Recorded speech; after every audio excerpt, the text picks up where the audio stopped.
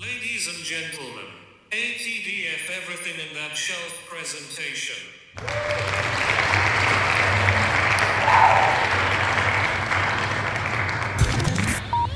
You're now rocking with TDF everything. Spoiled Rotten.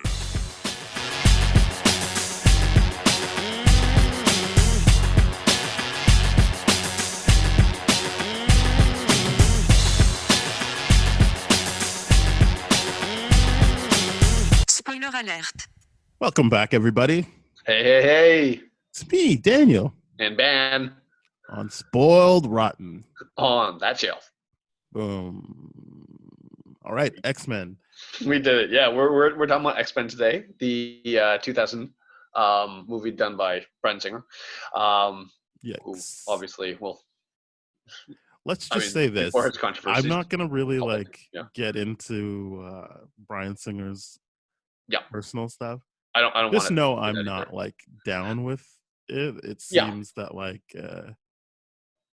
I mean, I always talk about it. I feel like if you're a white guy, there's going to be a lot of second chances for you. I'm never really that worried for people who are like, oh my God, like, did you see that? Their life is being ruined. And I'm like, well, it's being temporarily inconvenienced right now. It is. It's a temporary 2-year hiatus. People, and then I don't know that he's ever had to have a hiatus. I feel like people early on were like, this guy is no good. And I was speaking more about the generalities of what seems to happen with these kind of apologies. Did James Gunn even have to sit out for a year? James Gunn did not, but I don't think anyone. That's a very different situation. Yeah. I feel. I think I bring him up because that is the example everyone uses. It is a quintessential example. It's the example because it's easier to defend what he's doing or take his side than it is if someone was like, oh, this person, like Bryan Singer, just straight up is abusive to people on set, will just disappear for a day. In addition to the other stuff that's been alleged. That was more for the X3 drama, right? Nope. Or that was X-Men. That was this one. No, he's had that issue almost since his second ever movie. Right. That's what people are saying. And I can only because they said that he did that during Bohemian, which I'm not. Did it during Bohemian? He did it during Days of Future Past. He did it. That's right. Days of Future Past, where it's a thing he does. Yeah, because that's when I remember reading the some of the interviews, and it was Jennifer Lawrence saying that was really, really weird how that would happen. Well, I don't have the details, so as I said, I'm not gonna this will be all of the time allotted for talking about that. We're not interested in diving into. And I'm not saying I'm not interested because I feel like we shouldn't feel a way about it. I'm saying I do feel a way about it, but let's just talk about X-Men right now. Yeah, because I think the world has come to the decision that's come to around him, and we don't need to revisit that. We don't need to do that kind of stuff. But we are yes, it is, and we are very, very interested in judging his craft today, his artistic craft, which is X-Men. I mean the committee, so to speak, because this is Aviar, this is Stanley, Kevin Feige is part of this as well. As we were talking about before we were recording, it was Richard Donner as well. A lot of people. As I'm saying, I am not here actually to judge Bryan Singer. I'm here to just judge the movie. Yes. Because I mean, even if we're not talking about this movie, I've never been that big a fan of Bryan Singer films. Yes. I like Usual Suspects. I like X2. But for the most part, I feel like his stuff is underwhelming anyway. Correct. I feel like there's a lot of hype around his stuff, and it never really fully delivers. It's kind of oh, okay, that was a C grade thing, and it just kind of always gets by, not overwhelm, but not underwhelm either. That's the Bryan Singer sweet spot. I think it's just a C+. And we haven't even ranked this movie. I'm just speaking in generalities based on everything I've seen from him. Yeah. So I see this as yes, he is the director, but I also understand that in terms of the producers, there was some people in charge that I feel would also take the reins and just leave it up to him. And I think you and I briefly touched upon this, that this is one of the first films that was built with the intention of building off this and having a tent pole being No, I really wouldn't built say a it good was the universe. first because obviously they wanted to do that with Batman. That's obviously what they wanted to do with Superman. I'm Yes, saying correct. this is like like Batman and Superman. I feel like are so a part of the zeitgeist that it's like yes, they are comic book characters, but they also are just like public figures. Yes. Like if you, I'm trying to make like I don't know if I'm getting across my point properly, but like this is like the first time I feel like people are like, okay, these are comic book characters. These are like these aren't people that everybody knows. Like we don't like yes, there are comic book fans, but like I don't think that you have the same like buy-in as you do for Batman and Superman with X-Men. I think I get what you're saying in the sense where Batman, Superman, those are characters that have entered the pop culture in many, many more ways than X-Men has up until Mm-hmm. this point in time. The idea of like just there's and I think we talk about this a lot that there's certain superheroes that their origin stories, even if you're not familiar with the character itself, having never heard a comic book character, you would get some sort of reference of the idea of, let's say, the Bruce Wayne origin story, and even the Spider-Man origin story. I don't think X-Men is one of those properties. I think it became one of those properties through this movie, but it was never that big. Um, in the general meta pop culture meta, that is to speak of. Of course, it was. I think it was huge for our generation because we had the X-Men animated series, Mm-hmm. which is awesome. We had all those kind of And I things, do know and that that was a inspiration for Bryan Singer. He likes yes, the it was. 90s cartoon. Yes, absolutely. And you do see a lot of the similarities in here, and then a lot of the issues from what this was and all that kind of stuff. But yeah, I absolutely agree with you. It wasn't. It's not in the same pop culture meta that Batman, Superman, or Spider-Man would be. Right. Yeah, I know because yeah, just flat out because even back in the 60s, those three characters you just mentioned had a presence for like the general public. You didn't have to just go to a um you didn't just have to go to a comic book to get them. You could watch the Super Friends TV show for Batman and Superman. Yep. Spider-Man had his 60s show. Yep. So there Which was I loved. That was so great having a web sling in the desert. so there was just more instances of people feeling like they understood those characters. Correct. Not, and I don't feel like that was the case for X-Men. I agree. So It's yeah, hard. that's what I mean. Is like this was their first time being like, okay, like this is a comic book property that we're gonna try and like get off the ground. Yeah, and it's probably one of the first comic book properties that they did to this level with this intention that was a group kind of setting. It's a And that's team. what makes it very, very different than like the Batman, Superman stuff where it's like, oh, we're building a franchise off one person. Here they had to like juggle a bunch of different people. And well, they didn't do it well, in my opinion. I think they did it well. I just I think this formula works in terms of like you bring someone in this case they brought two people in to a pre-existing team. Oh no, I mean that the storytelling formula worked. I just thought that the way they handled the characters didn't work so well. Yeah, I don't know about that. Specifically Storm. I want more from Storm. I just feel like she was underwritten as a character. That's all. Again, we can We'll act like we don't know why that is, but yes, it's the black character. So yeah, that's right. It's the black female character. So yeah, I don't. And that was I think they were thinking like, just be happy Halle Berry's playing her, like, yep. Which aesthetically, yes, that makes sense. And I can't even be like, oh, it's her bad performance. Like, there's only so much she can do with what they're writing for. Like, I don't even think she says a line until like an hour in. Yeah, she doesn't get a lot to do on screen, but I don't think she talks a lot. No, she doesn't. And her role in the whole X-Men universe doesn't really make a lot of sense either. And then they kind of is like technically like so the original lineup of X-Men is Jean Grey, Cyclops, Beast, correct. Angel, and Iceman. Yeah. And then by the time they bring in Storm, she is sort of like supposed to be the leader, which I'm at least happy to hear that that's Halle Berry knew that, so she really pushed for that role Yes. in the third movie.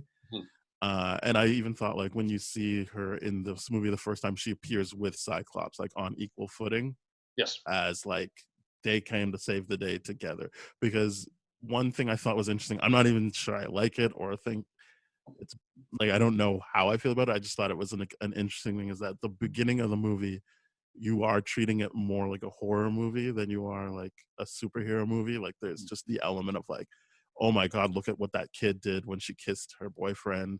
So Yep. she's on the run. Then it's like, oh my God, look at that guy that's got blades coming out of him. It doesn't feel it doesn't feel like Batman or Superman heroic stuff. It's more like, holy shit, look at these guys. And then the first time you see like a hero shot is Storm and Cyclops. Yeah. And to your point, like, they don't really do much with Cyclops other than, I like that in this movie it's more like all they really cared about was like, he's the guy that Wolverine doesn't like because they both like Jean Grey. Yeah. It's just the love triangle thing So that that gives him something to do.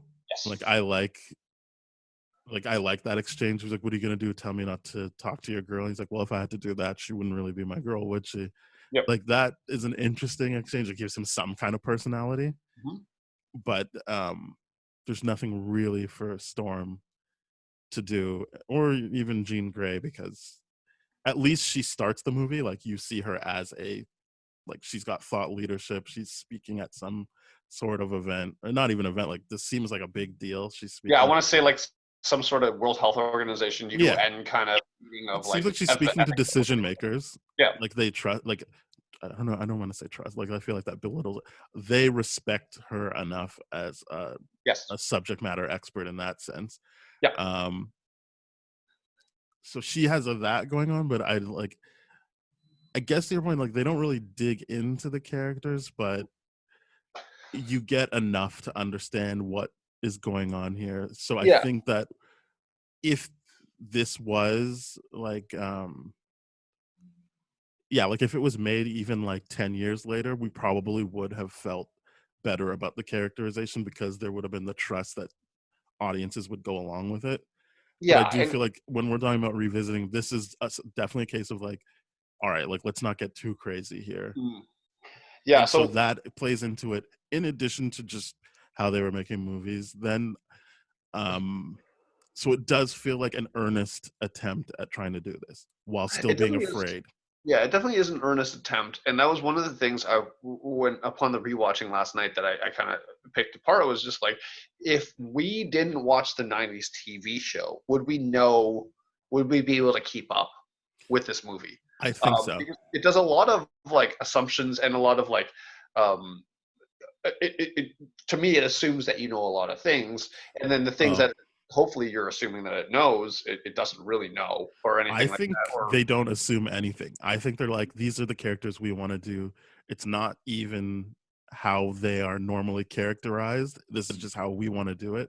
Mm-hmm. And I think there's stuff like I don't know why I remember feeling like Jubilee's only in one scene, and if you blink, you'll miss her. She's in it a lot. But to your point, like, you wouldn't know who Jubilee is if you didn't watch the 90s cartoon, but she's in it a lot. Yeah, she is. She's like on screen, she's a part of stuff, and I feel like you wouldn't really get the like Iceman stuff. But again, the movie doesn't want you to care about him just yet. Mm-hmm. He's just supposed to be a nice person, and I mean, his real function is that it's someone Rogue trusts that's her age, that then Mystique can turn into and then make Rogue feel bad and run away. Mm-hmm. But so to that case, I feel like you can definitely understand what's going on in the movie.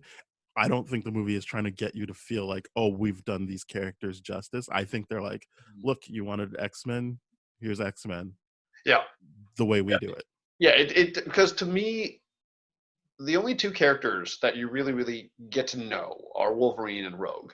And, well, for the purpose of, from a storytelling standpoint, is really, really good to deliver that standpoint. But to the other characters, because of the TV show, because of all the other stuff that we watch, we knew a lot better. And I'm just wondering, if we didn't know that, of those characters going in, would have gone completely over our heads or something like that.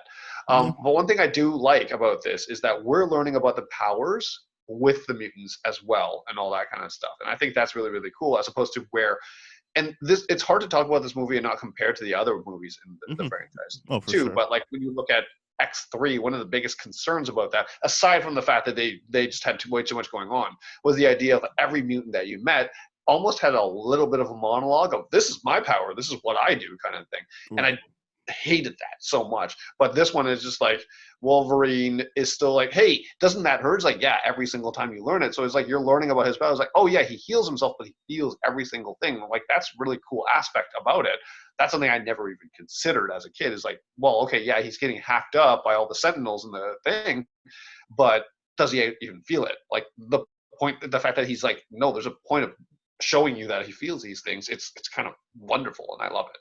Yeah, I mean, that is how Wolverine benefits, is that the first two movies in particular are very much about like, this guy doesn't remember who he is, and we're gonna crack that open. Like they really get into it at the end of this movie where he's like, all right, like I can give you some clue, you can go to this base or whatever to learn more about yourself, but like you are like, it is about learning about exactly who he is. So like Yes. he benefits from that, of like, okay. And starting with Rogue and her being like, I don't know, man, like every time I touch someone, like they get hurt, but also they stay with me. Because like in the comics, she gets her powers because she gets the like flight and stuff and strength because she touches Captain Marvel, which obviously they can't do that in this. But it is like a thing with her. Like she can drain your stuff, but also like it can stick with her. Like she can take on some of your stuff. Yeah, in this one, it really doesn't do that very well. Well, no, it does, because then he stabs her, and when she touches him, she's able to heal just like him. Right, but what I mean is the retention of the power aspect of it. Like in the comics, where like they keep certain powers. That's okay. Always... Well, I would say if what you're looking for is them to make it line up exactly like the comic books. No, I'm not. That's not what I'm trying to make it. But what I'm saying is, in terms of you understanding what these characters can do, I think the movie does a good job of that. Oh yeah. Because I like the fact it's like, oh okay, that like they're showing us, not telling us. Yeah, like they can give you some lines of dialogue, but they also like put it into action. You can see, and as we said, we can see it for these two characters because this movie is about, well, they're the entry point for us. Like you start off with Rogue, and then you attach to Wolverine, who seems to be like the real point of the movie. Rogue is Magneto's like idea, but like for our purposes, I feel like Wolverine is like the big lead of this movie. Yes. But yeah, I mean, other than that, you don't really know. I think there's a point where like Cyclops is like, Storm, do this, and she's like, that's not how my powers work. So you kind of get some idea of that. Yeah. But again, they're not really interested in that. I feel like they are interested in Jean Grey, because she gets some time to be like, because even she has like an arc of like, oh, I'm not as good as Professor X, but then like you see her throughout the movie trying to do more and more Professor X type things. And and maybe it's just because I kind of tuned out, I didn't feel as much honing in on Magneto and Professor X. They felt like, you get the idea, one's the leader of the good guys, one's the bad guy. But it didn't feel as intimate as some like, I guess as I'm thinking of like First Class or something like that. But that's because they're the leads of First Class. Yeah, I mean, this one is definitely, I like that this movie gives you wanting more and building off that relationship, because that's one of the really, really biggest things about this. Like with X-Men not being the grand meta of everything, that I think it would be a little bit more safe to assume that Xavier and Magneto have never, the extent of their relationship prior to this point was not as well known.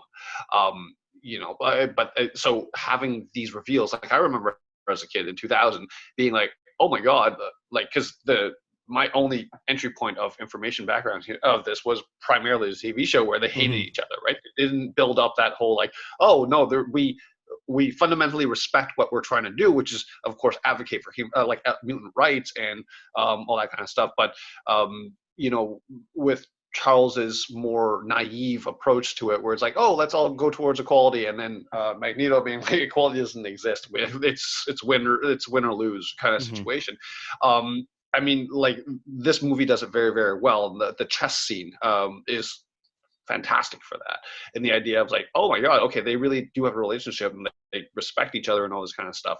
And I think in the second one too, they do a really, really good job of doing that, where Pyro's kind of like, hey, like what has that mutant freak ever done? And then Magneto goes like, the work he's done has been more than you'll ever even understand for what he's done for mutant kind and all that kind of stuff. So like seeing that respect play out throughout this movie is really, really awesome to see, and I love it so much.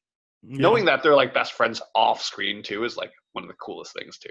Yeah, I think they became friends doing this. I don't know if they were I don't know if they'd ever worked together before this or. No, I believe that. I believe you're right that they became friends doing this.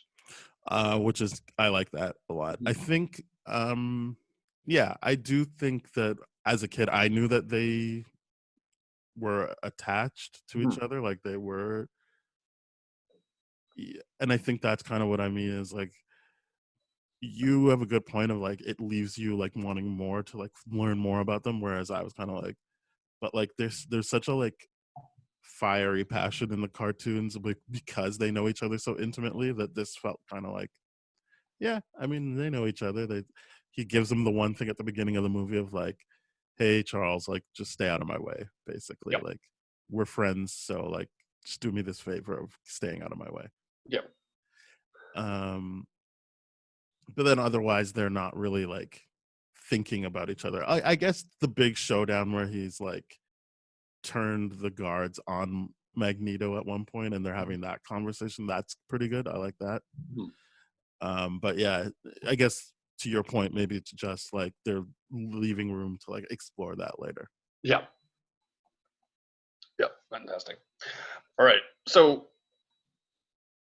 one of the biggest things, and this is a thing that's commonly commented on in the X-Men franchise, is like Wolverine's body and how ridiculously shredded he gets in the later movies, and then the point of comparison to this one. Now, when you were watching this as a kid in 2000 and all that kind of stuff, I thought he was absolutely jacked and all that kind of stuff, and I still think he is. Like he's got a really, really good body for this one. There's a lot of musculature. No one would ever like question it, but like in the later movies, he gets so ridiculously jacked and all that kind of stuff. Yes, he does. But it's just interesting to see like the point of comparison of being like, okay, when we were in 2000, like we were like, oh my god, he's a bodybuilder, like this is giant, and then not seeing it now, relative to everything, we're like, they really didn't focus on that too much. I think that also comes down to he was like the fourth choice, so they probably didn't have time to like do what they want. Like even I don't know if that's what he wants or what they want.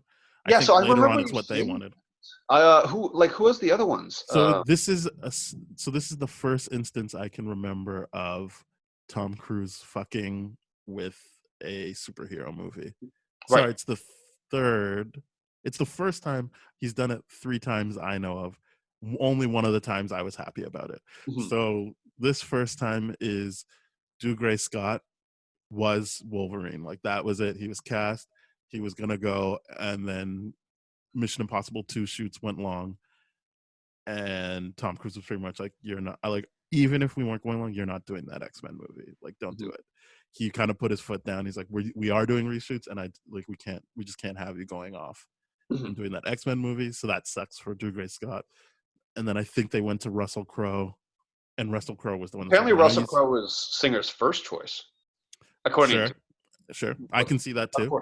And then because it's not like he didn't audition or like come in. He was just like, I don't know, like why don't you talk to like this guy Hugh Jackman, who's an unknown at that time. And yeah, Hugh Jackman had come in and he was kind of just pissed off anyway. And they were like, oh yeah, this is the guy. But I think that was kind of like, all right, we need to move now. We need to get this going. Obviously. And then the second time he fucked with a superhero movie was when he told Kate Katie Holmes, you're not doing that second Batman movie. Yeah. No, And thank you. you're a fan of that one because you just didn't like her. I mean, it made me realize I just don't like that Rachel Dawes character because even Maggie Gyllenhaal couldn't save it. But like, Yeah, I mean that is a weak character. It really totally is. And then the big mustache thing where he was like, I think people say that was Paramount. Based on I'm so Tom sure that Cruise's, he had nothing to do with it. I think based on Tom Cruise's track record, he also was like, nope, I don't care. You're not doing it. Yeah. You're not shaving that mustache. Yeah. Anyway, so I think that is probably why Hugh Jackman looks the way he does in this, is that it was more a matter of like, you've got like weeks to prepare as opposed to like months. That's fair. I think it's also interesting to see who else was on this list, and that was, of course, Keanu Reeves, Gary Sinise, Mel Gibson, Aaron Eckhart, Jean-Claude Van Damme, Viggo Mortensen, Edward Norton, and Bob Hoskins. I could not see an Edward Norton as Wolverine. I could. It's the same concept as, I mean, you're not supposed to be as intense as Bruce Banner, but I'm sure they thought of like the intensity he brings. That is true. Edward Norton does bring that intensity to it. Yeah. I feel like you're thinking more just his build wouldn't be there. No. His build. I'm thinking about his American History X build where he got jacked up.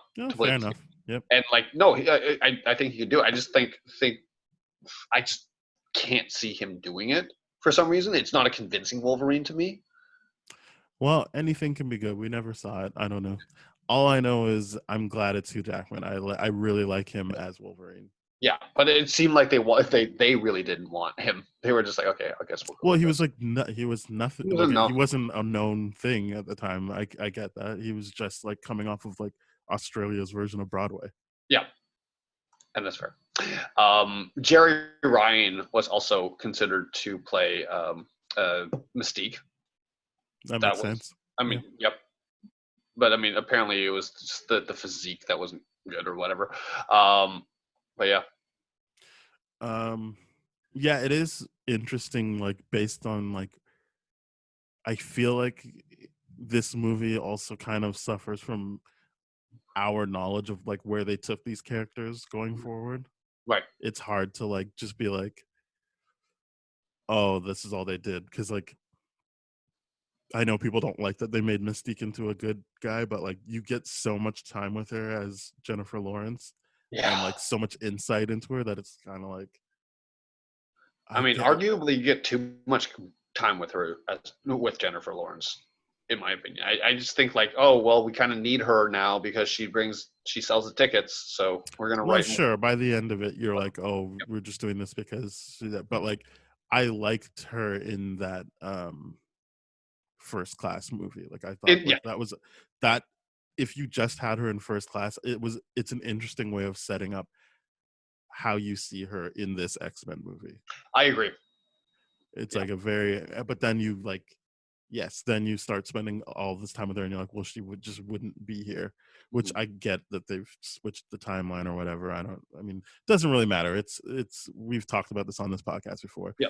Fox is not interested in any continuity. Yeah, the continuity within these movies it's best to not think about that. Yeah. it's because it's going to be awful. If you think about the continuity, it's going to be so awful. Yeah. In these.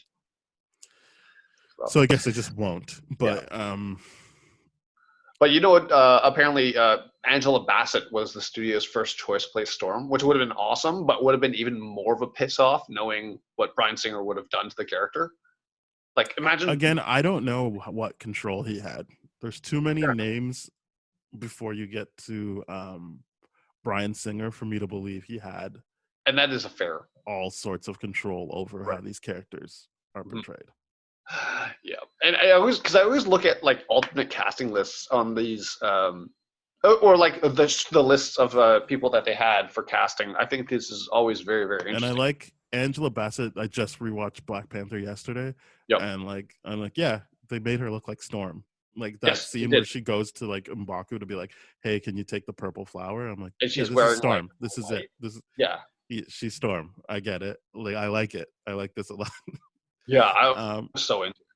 Because I saw that too. I was like, I wonder if this is a little bit of a slap or something like that. no, Um, I just think that they were probably making that movie knowing that like one thing people know about Black Panther is he eventually marries Storm. Then it doesn't last long. I feel like people really romanticize it, but like it is like two big characters that like people know yeah, getting married. correct. So I feel like that was just kind of like maybe whatever he sees in Storm, you can be like, well, yeah, that's kind of what his mom looked like, or like he likes his mom, I guess. Right. But yeah, I could anytime I see these like think I said it as well. Like I'm glad that Wesley Snipes did Blade instead of Black Panther back then, Yes. and I'm glad that Angela Bassett got to be part of Black Panther in our time now, as opposed to being Storm back then. Correct. You know who would have been terrible for Storm? Mariah Who? Carey.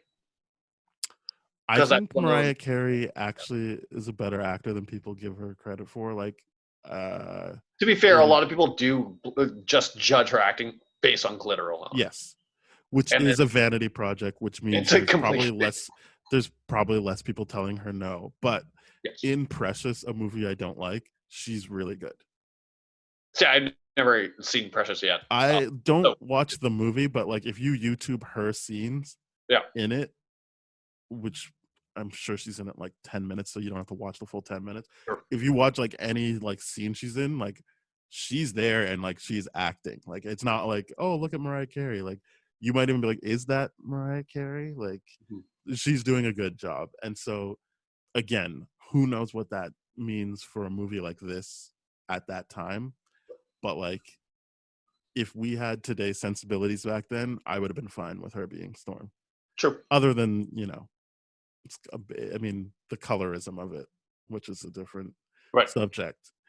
But I would be like, all right, let's see where that goes. Right. Apparently, the role of Rogue was also considered by Drew Barrymore, Sarah Michelle Gellar, Jennifer Love Hewitt, Katie Holmes, Christina Ricci, Alicia Silverstone, and Catherine Isabel. And Natalie Portman turned it down. That makes sense. Yeah. I would have liked Natalie Portman. I would have liked Katie Holmes. Yeah. I think that's it. Out of the people you said, because this character, like, if they wanted her to be the Rogue we know from the cartoon, because basically she's playing Jubilee. That's basically what she's doing. She's taking. Yeah, the Jubilee they role. basically wrote the role of Jubilee as Rogue. Yes. I mean, yeah, she's playing Jubilee, so you would need someone that feels more naive. Yeah, and I think which I don't think is Christina Ricci. Christina Ricci would be like the powerful like kid that knows what she's doing. Yeah, and that would be the Rogue that like we actually Kitty Pryde. Like I think she'd be like really, really good Kitty Pryde or something. Oh yeah, Kitty Pryde is in this too. And yeah, like, and then they just recast her with Ellen Page when they're like, oh yeah, like now we can actually do this for real. So out of that list, I agree. Katie Holmes and Katie Holmes would be good. I would not like to see Drew Barrymore. I just don't enjoy her in things except for Interview with the Vampire or anything. She's not in Interview with the Vampire. No, sorry, that's the other actress I'm thinking about. Thinking of Kristen Dunst. Yeah, I'm thinking of Kristen Dunst. Sorry, what was the other movie that Drew Barrymore? Oh, it doesn't matter. But I wouldn't have Did you like her in Scream or no? Drew Barrymore in Scream? Yeah. I enjoyed her in Scream. Yeah, she's good. I did. I like Drew Barrymore. So this is the wrong people to have this conversation with because I just like Drew Barrymore. I don't think she works for the Rogue that they're only because she's been on screen for so long. She is younger than most people would think she is. Yes, but it's because she's been acting since she was like 3. Yeah. And so like, but if you give her Rogue, you lose that element of this kid because people be like, yeah, it's Drew Barrymore. Like, which is unfortunate, but it's just true. Like, it's kind of like, you wouldn't think she was as young as she is in that thing. It's true. Because, you've seen her on screen so many times. She's just such a young actress that started, right? She basically grew up in front of the camera for us. Yeah, exactly. Yeah. What also I think is Selma Blair, Renee O'Connor, Lucy Lawless, and I would Maria like Bello Lucy Law. Wait, for Rogue? for Jean Grey. Oh, Jean Grey, Lucy Yep. Lawless. Peter I would Wilson. even like Selma Blair as Rogue. I'd be down for that, but I don't know how old she is. Blair as Rogue. That'd be kind of cool. Jean Grey, sure. Yep. I would like Lucy Lawless in anything. I'm rewatching Parks and Rec. Anytime she shows up, I'm like, good. This is great. Lucy I'm Lawless. having a great time. It was interesting too. Peter Wilson and Helen Hunt were also asked to play Jean Grey. Got it. Yep. Helen Hunt. I understand that. I don't. Yeah, I understand that. I would watch that too. Yep. David Hemblem, Christopher Lee, and Terrence Stamp were also considered for Magneto. All great choices, actually. Yep. Christopher Lee and Terrence Stamp, especially. I'm a big fan. I would have really liked to. I mean, I'm glad it was Ian McKellen. Don't get me wrong. Oh, I would very really glad. like to see Christopher Lee. Yep. Yeah. Look at that. Yeah. That is. I always appreciate going down that what if scenario, but yeah, I think what I really like, and it still held up for me, was it's what I thought they should have done for Justice League before they did Batman versus Superman. Right. Was just introduce them all at once. Then, like, you can have Cyborg be the like character that's coming into it new, and that would make the most sense considering how they built up Cyborg, the way they did. Like you can have that, but like you don't need to do it. Marvel didn't succeed because it was like, oh, we did Iron Man separately. Then it was more because they just knew what they wanted to accomplish. Yeah. And I think that this X-Men movie proves you can still have success by introducing everyone at once, or like your main players at once. Yes. You don't have to like build them up in separate movies. And I thought for sure that's what they were going to do, is like, okay, I mean, whatever, it doesn't matter. They went Batman versus Superman, and that's why Justice League failed. I believe is because there was no wow moment. They've never had DCEU. I feel like they've never had a wow moment of like, holy shit! Like, did you see when this happened in the movie? Everything is like, oh, already? Okay. Yeah, the wow movement in Justice League was already done in Batman vs Superman. Yeah, like we already saw the Trinity together. Yeah, you saw the Trinity stand together in the one awesome shot. So you're like in the Justice League. So you're like, oh, now we need Flash. And they put the Trinity shot in the trailers. Yep. Which I don't care about. But when I'm thinking about like, what I'm rewatching the Marvel stuff, and it's like, for Iron Man, it's like there's the wow moment they have is the Nick Fury scene at the end, in terms of stuff that you're like, holy shit, like they're really doing this. And then like, or even though it was spoiled for me, like that, then Iron Man does show up in Incredible Hulk to be like, hey, like we're making a team. Like it's like, oh, well, like they're like giving you things where you're like, this was a good movie, but then also there's that one thing you're like, okay, I can't wait for my friend to see this scene, or like, oh, I can't wait to talk about this thing that is like building on something, or like is creating a moment from the comics that's like building towards something. And I think with the X-Men, you have all of them there, but it's more like how they come together as an actual team that like creates. I don't know about you, but for me, it was kind of like, well, rewatching this, no, I don't feel that wow moment anymore. But like when I was a kid, I was like, yeah, like there they are together, like in the Blackbird, like flying off to go do something like that. That is cool to me. Like I like it's like finally it's coming together now, or even how Rogue gets her white streak or something like that. Yeah, that was cool. I enjoyed that. You can still have moments like that even though you've introduced everyone at once, because then you go to X-Men 2 and it just expands even more. Yeah, it's true. I'm really hoping X-Men 2 stand. That was mostly my thought watching this one, is like, I think I always knew that I liked X2 way better. Like it was that unfortunate thing. I was like, yeah, X-Men was fine. Like they did it. Good for them. And then like X2 came out, and right away when like Wolverine stabs the guy in the chest with his claws, I was like, oh, like we're just in a fucking new ball game now. Like this is the movie. This is it.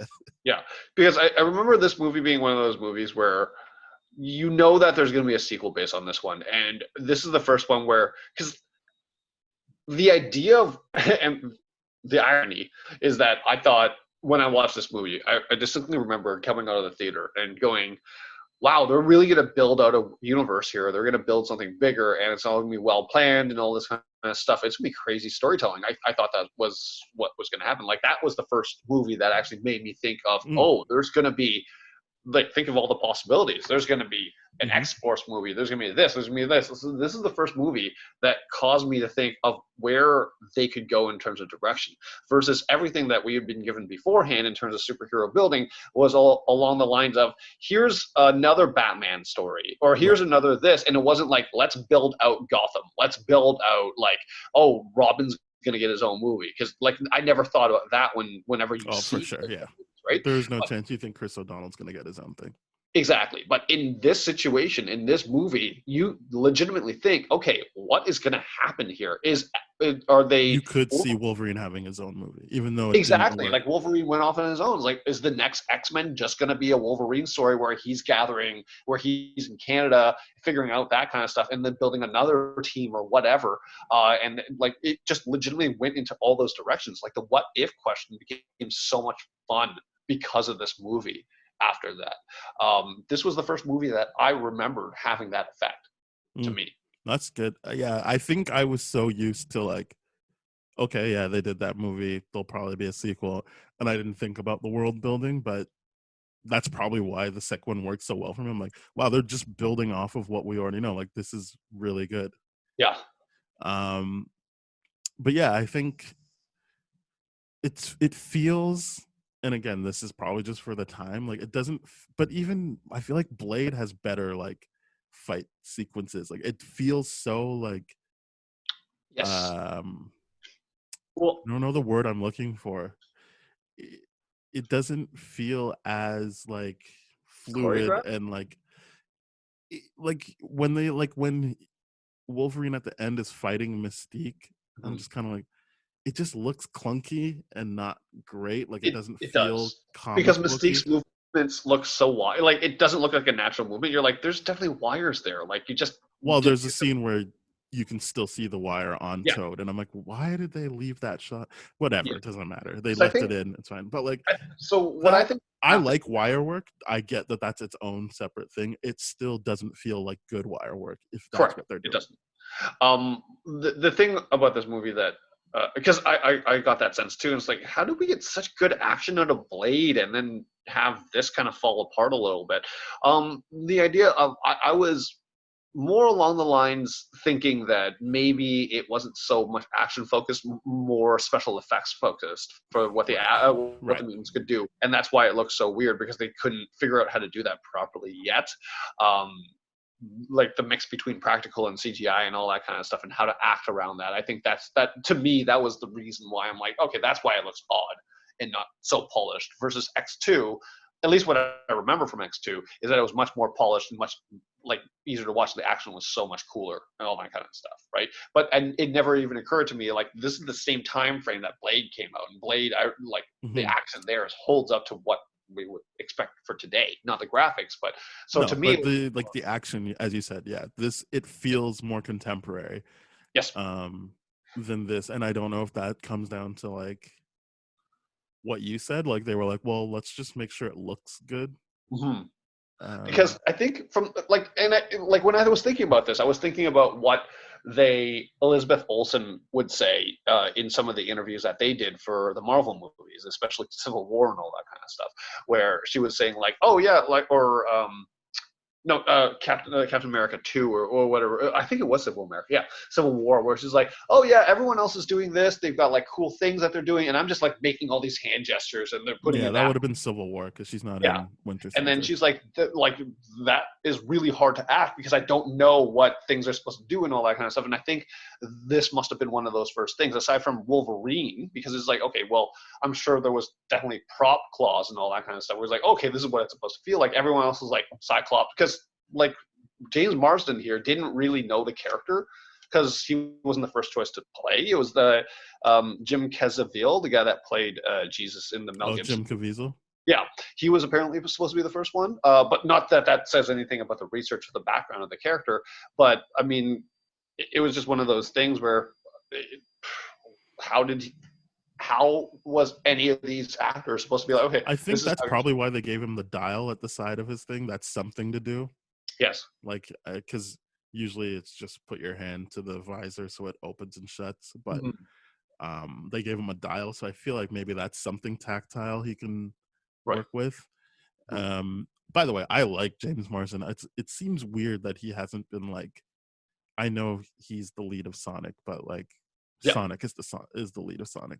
Um, it just seems weird that he hasn't like been the lead of something yet. This yeah, guy's like how his always career hasn't been bigger than what it is. because he was in this show I used to watch called Boogie's Diner, and I was like, Yeah. yeah, this guy's great. Like, I basically everyone got compared to Zach Morris, and I was like, yeah, he's like a better Zach Morris. So this is why doesn't he do more things? Mhm. And like he's in a lot of stuff. It's just He is. never as like the guy. Yeah, I personally really enjoy James Marsden. I just don't like the character of Scott Summers, like at all. Like To be when he clear, does, I like Scott Summers in. It's the first one he in Apocalypse. you The mean when kid, like when they do the kid stuff, like is right, it Ty Sheridan? Ty Sheridan? The guy It who's is Ty in Sheridan. Ready Player One. Yeah, it is Ty Sheridan for Yeah, sure. I like that they finally got to the like he is like a troubled youth. I like, yeah, He's not a Boy Scout. Like he's this really angry guy that right. like That's the coming to only the school helps him, and I like that they play that out when it's Ty Sheridan. yeah, that's the only time I've liked a Cyclops related anything is when they do put it from that perspective. Because other than that, every other iteration of it just makes him seem like a Boy Scout. And even Yeah. like Marsden even said like, oh yeah, I'm gonna play this guy like a Boy Scout because Well, it's because probably they were basing it off the cartoon at yep, that point. Because it seems exactly. like well, I don't know if he still is friends with Bryan Singer, but he follows Bryan Singer pretty much in everything. And it's like he left X-Men to do Superman with him. I mean, he's still in X3, but like they kill him off pretty quickly so he can go to the Superman Returns set. And like maybe at that point, Bryan was just like, I don't know, watch the cartoon. That's what I did. Mhm. And then he was like, all right, that's Cyclops. Because to be fair, as a kid, I didn't know how interesting Cyclops could be. Like it's through listening to podcasts like Geek History Lesson where I can be like, oh, okay, like Mhm. this is an interesting character. I don't know how you put him into a team situation, but like everything to do with his background, everything to do with like his actual history is very interesting stuff. Mhm. It seems like he'd just be his own character. Yep. But as I say, like he could be as interesting on his own Mhm. without having to like mesh with other people. Right. But yeah, so I can't really fault Marsden for being like, I'm just gonna play him like a Boy Scout, because if you watch the cartoon, what other takeaway would you have of it? Yeah. I mean that's the only because it's the cartoon is very clear cut. It's like here are the character roles that you're supposed to play. Here are the same conflicts that you're supposed to have throughout every single season and all that kind of stuff.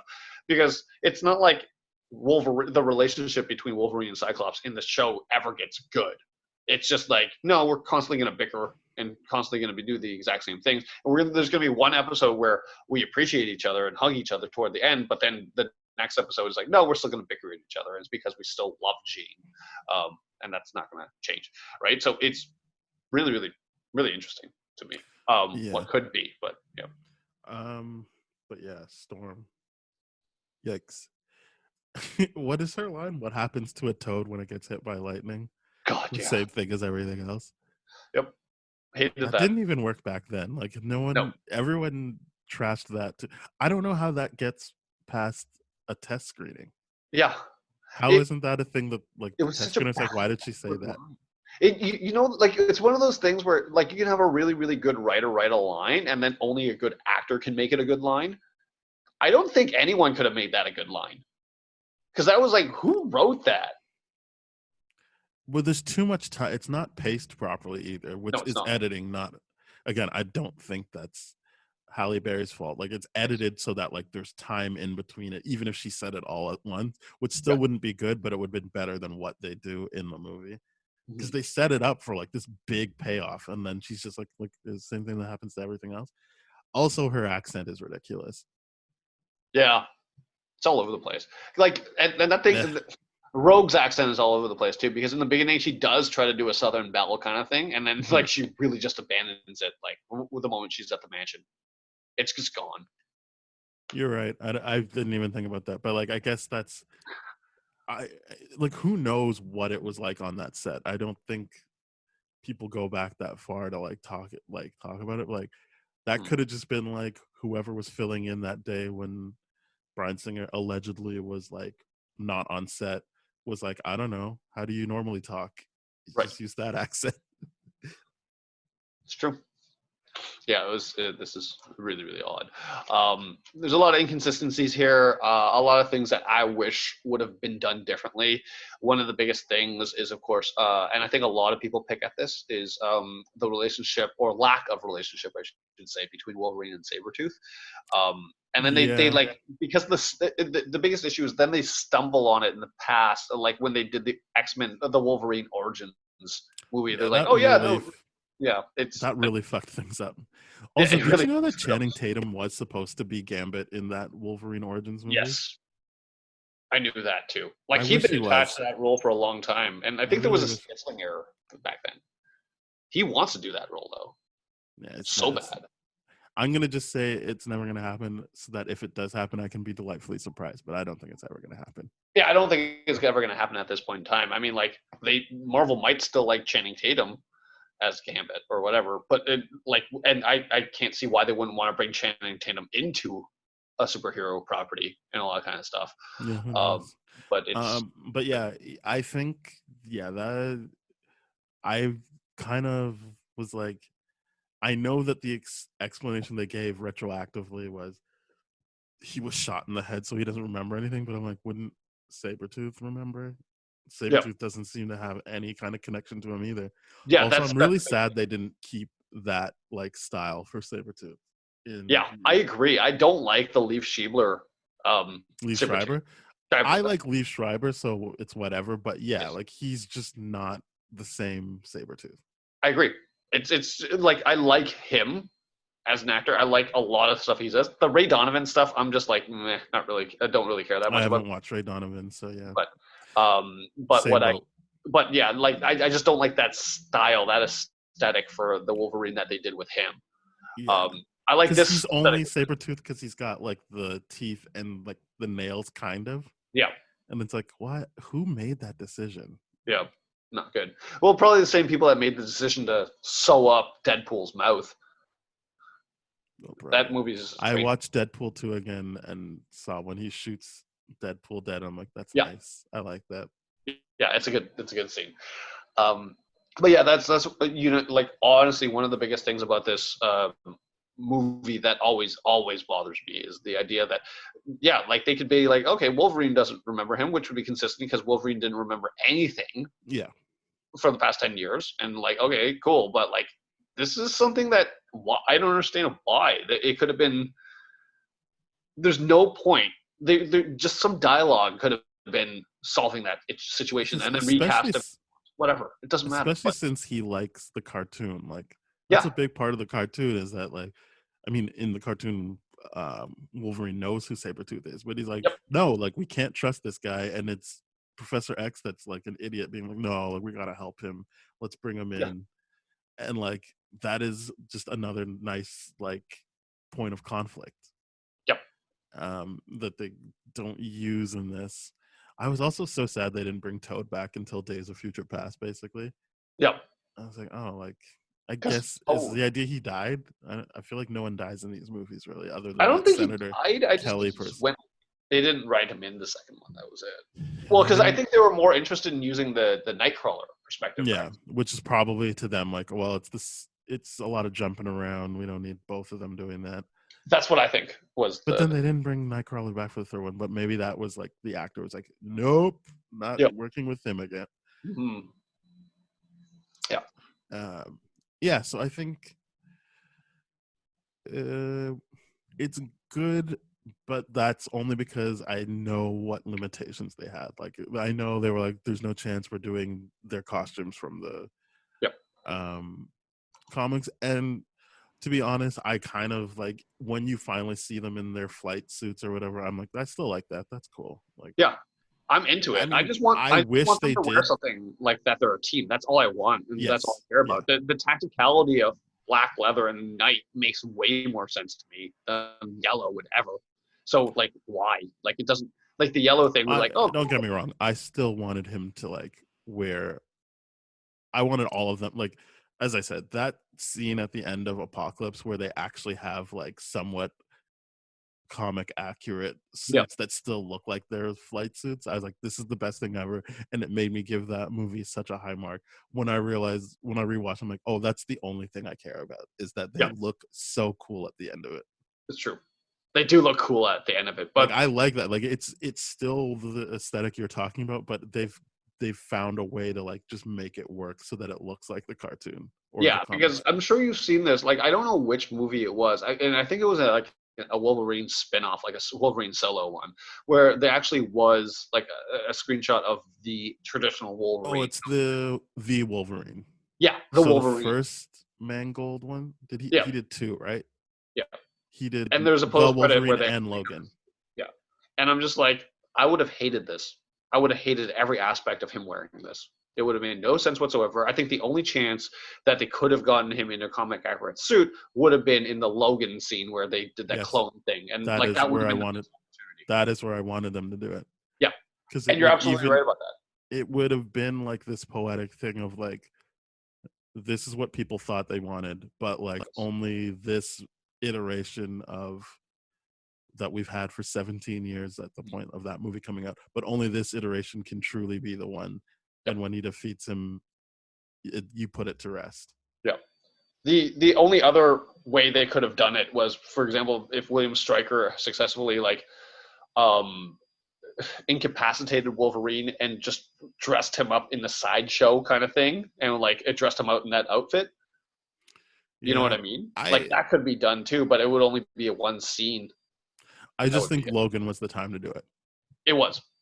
And And to be it's clear, what kept me from loving Logan the way everyone else did. I was like, it just isn't a comic book movie to me. It's like it was this very low. other thing, and they're Yeah. so far removed from anything. Mhm.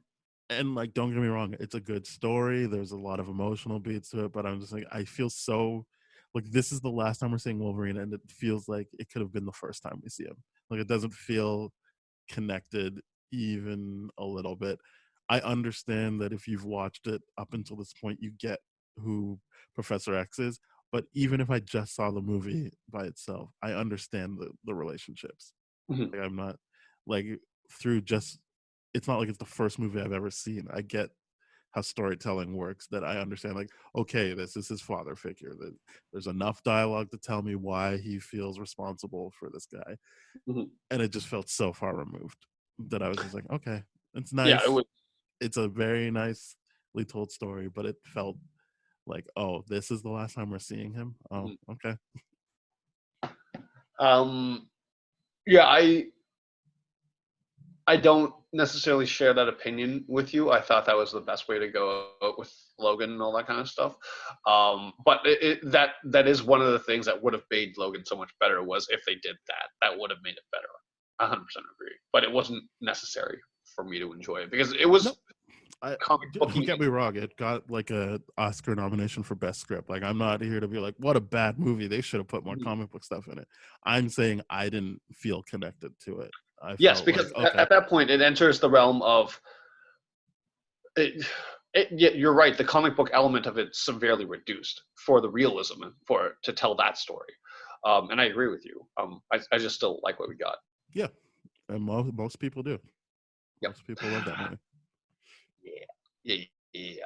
All right. Are there any other issues or criticisms you had from this movie that didn't sit well with you this rewatch or anything like that? Mm, I don't know. I guess the word I was looking for before was quaint. The movie feels quaint as a whole, and then there's a bunch of scenes that also feel quaint. which makes sense because it's a quaint movie. So I'm really hoping we're not doing it next, but I'm hoping when we get to X2, it feels just as good as it did when I, or at least in the same ballpark as it did when I saw it the first time. Mhm. Because I feel like that was a good example of like stepping, like taking it up a notch and like really embracing everything. Mhm. That felt like they were truly embracing the X-Men stuff in part 2. And so I'm hoping that that happens again.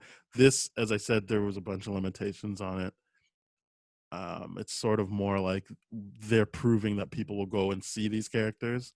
Mhm. So they're not like trying to like alienate anyone yet. And I understand that. Yeah. Like moving forward the movie. Yeah. And it never like it when I saw it as a kid before I even knew if they were going to do a second one, even though you can kind of assume they will. I think I always assumed movies were going to get a sequel. I was just kind of like, okay, yeah, it was Mhm. nice. It was Yeah. nice to see those characters. And then it was only until X2 where I was like, oh, I really like this. Yeah, and I'm reading some of the critical responses on the Wikipedia site and all that kind of stuff. But there was one critic that found that there was so much happening that you feel the immediate need of a sequel, just as a reward for absorbing it all. And I think that it's a good way of bringing in, because there's like to the people that are not familiar with the X-Men franchise, there's a lot to do and absorb and be like, what's going on here? What's going on? It's a crazy movie to do that on. So it really that does sum it up quite well. And it's also, I think, a really, really interesting thing that this is something I didn't know about this, but apparently Marvel Studios banked a lot on this to the success on this to whether or not they would continue to put in all that the kind of effort that they did with Spider-Man, Fantastic Four, all the other kind of movies that the superhero movies that came around that time. Mhm. So this obviously met the mark of where it wanted to go, and then it helped bring, for better or worse, some of the other superhero movies that existed around the time.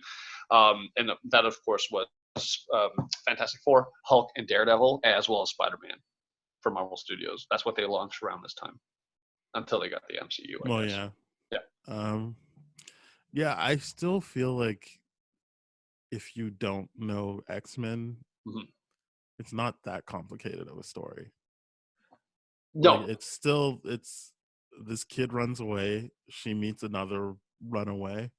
Yes. They meet, and then they get to this school that helps people like them.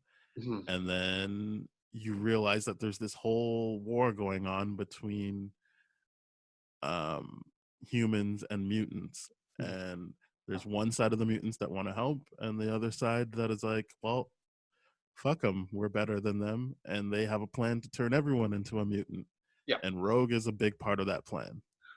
So And yeah, that's kind of it. I don't know that there's like, no, there's nothing more to pick up on. It's just the idea of what I mean by that, I guess, is that there's so much going on that the rewatchability behind this is quite high, in the sense where you're always going to pick something up, because there's so much, like I said, there's so much going on that you're going to be like, oh, look at this Easter egg, and look at this, and look at this, and all that kind of stuff. Sure, there's Easter eggs, yes. Yeah, for sure. There's a lot of Easter eggs. There's a lot of characters, like as I said, like Kitty Pryde is in it. There's Pyro, who doesn't even get a line. Jubilee just shows up in every scene but never gets to talk. Same as whatever that last one they did was. Apocalypse isn't the last one they did, right? Dark Phoenix is. Dark Phoenix is. Is she supposed to be in that one? I don't remember. Either way, from what I understand or remember, Jubilee gets no justice in these movies. No, but in all fairness, I didn't even care about the character of Jubilee, even when watching about the show and all that kind of stuff, because I'm just like, you have a shitty power. You make fireworks. You just break shit. Like, well, it's not. I mean, at that point, her powers are irrelevant. It's more she's the entry point. She's I get runaway. that. I 100% get that. But like, for my enjoyment of watching the TV show, it was like, look at all these cool powers that can happen, and Jubilee's like, oh. Okay, well, fair enough. I think emotionally she's an important character. So. Oh, emotionally, yes. Because other than that, it doesn't work. It's just like, okay, what's the point? You're just following people around doing stuff. It's like a watch along Versus like, And no, I there's would, actual I key mean, product. another thing about Jubilee, as you can see, it's made quite clear via her casting, she is an Asian American character. So it's kind of like, why is she silenced? Like, Yep. she's not like Snake Eyes where she doesn't talk and that's part of the like story. It's kind of like, well, Or like Cassandra Cain, where like yeah, the which character is she like wasn't really silenced in this Birds of Prey movie. correct. She does a lot of talking. Yeah. So So it's that like, well, why is she not talking? Even in the movies where like I feel like part of the marketing was, and Jubilee's in this one, and I can't remember if it was. I'm there pretty was a sure it's big so that I Apocalypse. think in X3 there was a big thing. It's like Jubilee's in this one, and we were just like, she says one line, and that was help us when Yeah, she's like in the like trapped or like with the rest of yeah, the I don't know, man. It no was just, role. Yeah. I just feel like they knew what they had because Yep.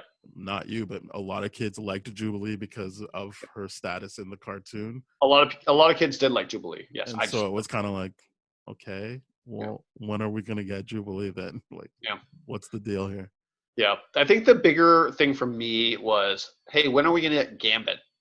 And when we got Gambit, Hmm. I'm like, okay, No, thank you. Take it back. I I do don't not want like that actor. I hate saying that yeah. because he's Canadian, but like, well, no, Yeah, thank yeah, you. because we've reviewed a couple other things he's been in, and you just do not like him, I don't know what else we reviewed that he's in, but I do not like him. or not reviewed, but we talked about stuff that he's in, and that's been. What's that I guy's think name again? Taylor Kitsch. Taylor Kitsch, yeah, No, thank yeah, you. You, I do not like that guy. It's not his fault. Like, there's nothing he can do about it. I'm yep, sure he's a nice person. And I didn't watch Friday Night Lights, the TV show.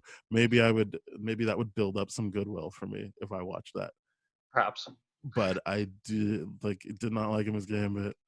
I didn't like him in True Detective. Hmm. It's no, it doesn't work for me. No, Is he the one in John Carter from Mars? I can't remember. Yeah, it's no, thank you I to think that so. guy. I'm not sure, but yeah, he's never really caught my attention. Yes, you're right. Gambit was someone I was like, all right, like let's get to the cartoon stuff, baby. Yeah, I was like, let's do the Gambit stuff. Like that would be so cool. And then like the biggest thing is just like the other issue I had with this, and it's fine, it's not a big deal or anything like that, but it was just the idea of like the ages are all messed up with everyone. Yeah, So it I was mean just like they what could happen. purposefully didn't do the original 5. Yeah. And Interesting like that's choice. completely fine. But that's just one of those things where I'm like, because they like later on they tried to get the original 5 kind of conceptually there of like being like, oh yeah, Beast was involved, and well, this is the biggest thing with he's always been like, yeah, you're involved in the beginning, and then you do separate and all that kind of stuff. That's fair, but it's just like, hey, remember, and then they Yeah, try. because in this universe, he'd already been an X-Men by the Yes. time X-Men 2000 starts. Yeah, and he kind of left his thing, and then he joins in X3. Right. He's Uh, like, that's his homecoming. It's like, oh yeah, you're back, yeah, because you can turn back into a human. Yeah, I think it's a nice starting. yeah. It, We definitely see where it wants to go. There's a lot of stumbling along the way, and whose fault that is unclear. Because there's a lot of cooks in the kitchen for this. yeah, For sure. But still, what we got is a lot better than very very similar comic book movies with too many cooks in the kitchen, like Suicide Squad being a good example. no, Where I the like Suicide Squad better than I like this. well, oh really? Yes, 100%. That's fair. Better characterization. Like, I feel like I actually like know about the characters. I Right. feel like more characters get arcs. That's true. I get that people like to make fun of it because of Jared Leto Joker, but like I don't really get what's so bad about it other than people being misdirected as to what they were going to get through the trailers. Well, I think that's primarily it, and then also I think people just genuinely do not like the Jared Leto Joker, and I'm like, fine, whatever. Yeah, but but he's a not lot like, of the blame was not because of Jared Leto. I think a lot of the blame was because of the aesthetic direction that they decided to take Joker in. I think, that movie was the first casualty of like yep, DC being like, oh fuck, people didn't like Batman vs Superman. All right, let's change a movie that was already filmed. Yep. And again, I always say I don't think that means that that movie would have been way better if they just put out the Ayer cut, but like I also understand that like it was a trailer house that put that movie together. So like Yep. they're used to doing 2 minutes of a story and then they had to do 2 hours of a story. The whether or not we're going to see an Ayer cut is still hotly debated right now, because apparently that's building up steam since the I don't think that's it. Like it won't matter because no, it won't. it's not like Snyder where they're like, other than really what that means is we're gonna get a Joker cut, because I Yeah. think that's the only thing they like took out was all the Joker stuff. Yeah, and I But, think like, if they ever wanted Leto back, then it would be like, okay, well, then you gotta put this movie together that you promised me that you're gonna actually make, as opposed to what you actually did make and all that kind of stuff. I still do feel bad for Leto, because he was I feel bad. the amount of work he put into it was crazy, but at the same time, Leto's kind of an asshole too. So I'm just like, I don't know. Yeah, I don't know him personally, so maybe I wouldn't feel bad for him. But if all I'm doing is basing it off of like his performance, I said at the beginning, I was like, oh yeah, like I feel like I didn't get to see his actual performance.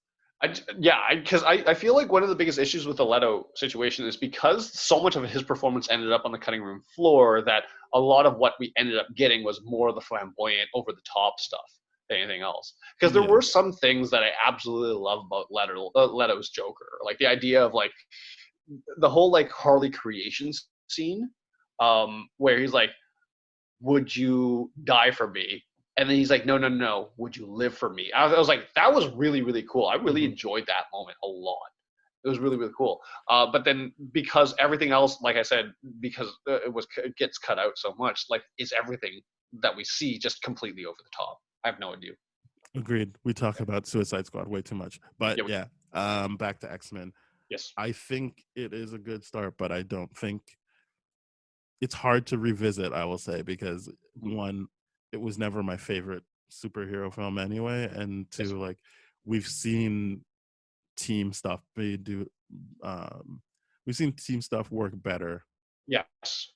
Guardians of the Galaxy. We've also just seen a shift in like this was approached like, well, let's make the nerds happy, as opposed to like something like you brought up earlier, like Winter Soldier, where it's like, no, we already trust people will come see this. We can like now make it like a drama or a thriller or something like that, or even something like Ant-Man, where it's like, this is going to be a heist comedy with comic book characters. This isn't going to be approached like some dumb comic book movie. This is like, yeah, we already know this is these characters come from the comics, but we are going to try and make a comedy heist right now. Yeah. And I obviously X-Men doesn't get to do that because they're like the proof of concept. And so, as you were saying, like this was like, if this works, then we can start doing all the other comic book movies. Yeah. But still with the idea of like, these are still just comic book movies. Correct. It was the building point. It was never going to have what I wanted out of it under the time. I mean, now that I've seen where they can go with it, they were never going to attempt that stuff with this movie. That's the only reason I'm like, it's hard for me to be like, this was bad or this was good, because I'm like, I get the context of when it was made, and especially at this point where they're like, well, like, what are we gonna do?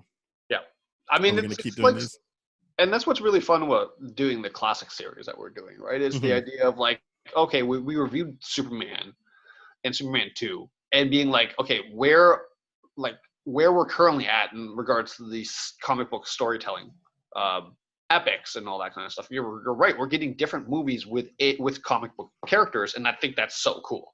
Like, obviously, with Black Widow, we're going to get some sort of espionage movie, right? That's so cool to get a spy film from a superhero perspective. It's like the coolest thing. So I love that we've gotten to this point, and then. But judging it this from the perspective of what it was, is this is a proof of concept. This was a pilot. If we were to look at everything else, like the MCU as like a season of television, this would be something like a pilot, and then they recast or do whatever and just go where it is. But it's absolutely fantastic seeing what was built in Superman, and then where this builds off, and where it kind of does a lot more things, knowing that we're getting a superhero comic book movie with a ensemble cast as opposed to a single character to go with. It's much more interesting. So it's hard to compare, like, now when we see things like Guardians of the Galaxy and Suicide Squad, even where the storytelling as a cohesive group is so much more interesting, character arcs and all that kind of stuff, not one person leading the whole team and all that. It's really, really interesting, much more balanced. So yeah, very cool stuff. Did we want to rate this? Yep. Or wait, did we never really did talk about the civil rights stuff, or did you want to like touch on it, or do you want to save that for when we do X2? I think it's better done like next. X2 is way more focused on that. It is much more focused on this. Here it treats mutantism as like the LGBTQ allegory comparisons and all that. Well, no, I still think it does that in X2. I'm just saying it still does that in X2. This movie. It's more like it's primarily. I just want everyone to turn into a mutant. Correct. Which is kind of like the Lizard's plan, and I'm not saying they stole it because obviously it came up first, but it's the Lizard's plan in the first Andrew Garfield Spider-Man. Like, it doesn't feel like they're leaning into, and again, that's kind of what we're saying, is like they're not trying to like layer in other stuff yet. No, it's very like, it's a comic book movie. Let's have them fight, and then the bad guy has a plan, and they got to stop it. Yeah, the motive of this is very, very straightforward, very simple. Yeah. Okay, so let's give this mark out of 10. I'm going first. I'm going 6. Interesting. I'm gonna give it a 7. Yeah. Lovely. Yeah. That's it. A movie that was made by someone called X-Men. I gave it a 7. You gave it a 6. Mm-hmm. Great. I love it. You did it. It's hard to record this, specifically not piling on to the stuff that we said we wouldn't talk about. Yeah, we did it at the beginning. Yeah. And I don't remember what we're doing next, but what I do remember is this. We are part of the That Shelf Podcast Network. So please head on over to thatshelf.com, go to the podcast section where you'll find Bad Gay Movies, Black Hole Films, Changing Reels, Composers, No Budget Nightmares, a whole bunch of great stuff to listen to and enjoy. If you also would like to hear more episodes than what you find on That Shelf for Spoiled Rotten, go to tdfeverything.com/spoiledrotten. If you want to find us on Twitter, we're at tdfspoiled. If you want to email us, it is spoiledpodcast@gmail.com. Yeah, please. We're on Apple Podcasts, Google Podcasts, Stitcher, Spotify, iHeartRadio, Radio Public. So get on there, rate, review, subscribe, share with your friends, and get in touch with us. We'd love to talk and see what other movies you think are classics that we've missed. Absolutely. All right, great. And whatever movie is next. So we'll see you then. Cheers. Bye-bye.